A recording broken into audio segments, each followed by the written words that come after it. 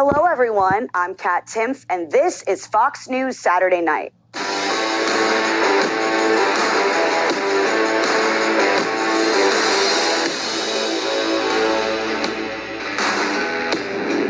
It's Thanksgiving weekend, a time when many of us enjoy gathering with family, and some enjoy having enough days off in a row to quietly recover from minimally invasive cosmetic procedures while their coworkers are none the wiser. To everyone watching, because they're a fan of mine, thank you so much for your love and support. And to everyone watching because they're at home with their parents who never turn off Fox News, hi, I'm Kat, and thank you. Whoever you are, I hope you had a wonderful Thanksgiving full of gratefulness for what you have, and a wonderful Black Friday full of realizing that gratitude is no reason to stop from committing physical violence to get the stuff that you still need. There must be a terrible man around here somewhere.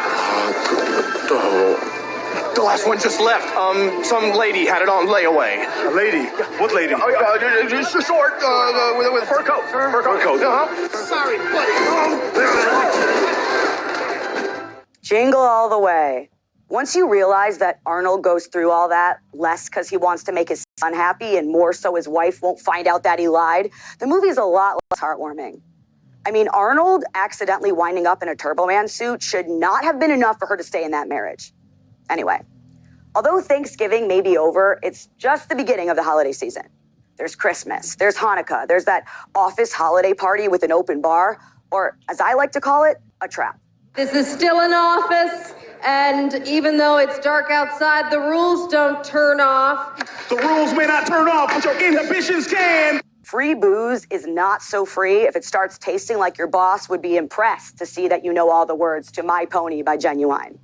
You really don't want to have to explain to your family that that's what cost you your job in the house.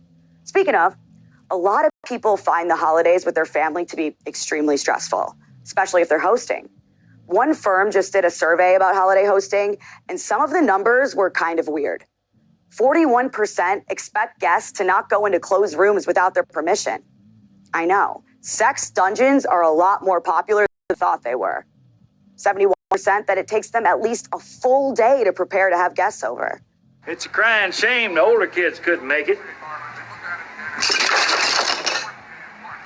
I'll get that. Don't worry about it. Let me do it.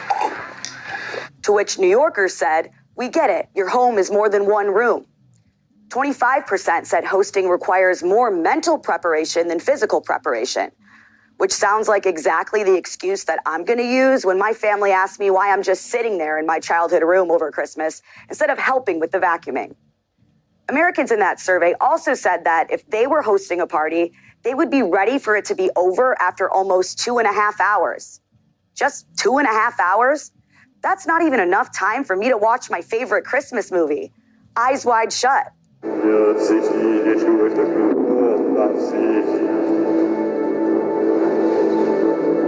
My advice, if you want to make hosting easier on yourself, use disposable plates and silverware.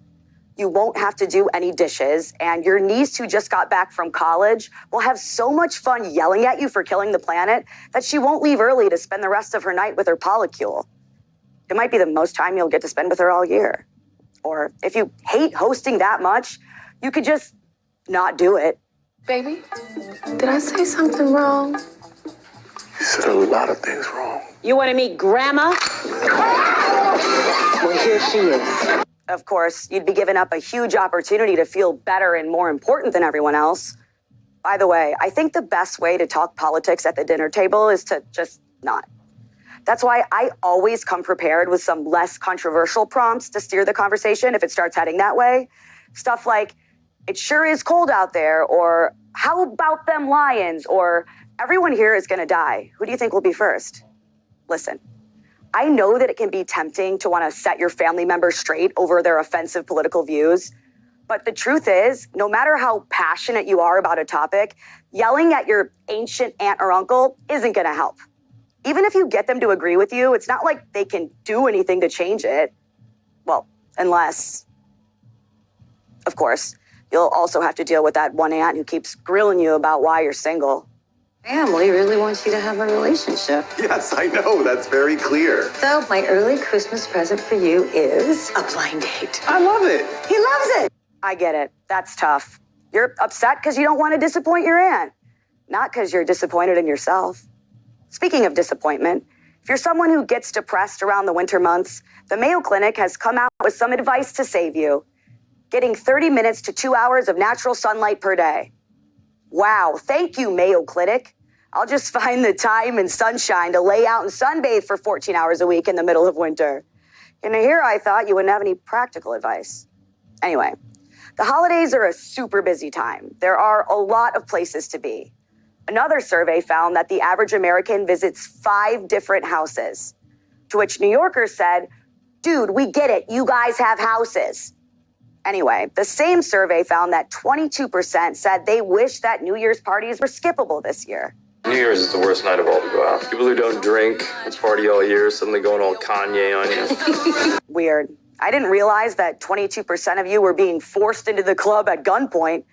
Although that does make a lot more sense than all of you actually going there willingly on purpose.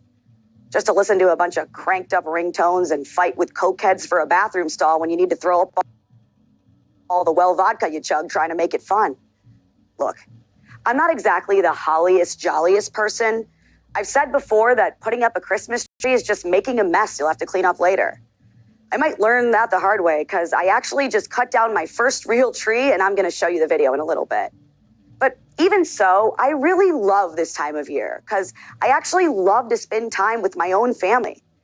No matter what the situation with yours is, the best way to have the best day is to put differences aside and focus on the things that can bring people together. Making fun of whatever toxic couple just posted their engagement news on Instagram. The aunts will love the gossip, and if the uncles seem uninterested, just raise the stakes and place bets on how long they'll last. If you still find yourself overwhelmed by the hustle and bustle of the holiday season, don't worry. You'll be having a sad, lonely, boring, fat February before you know it.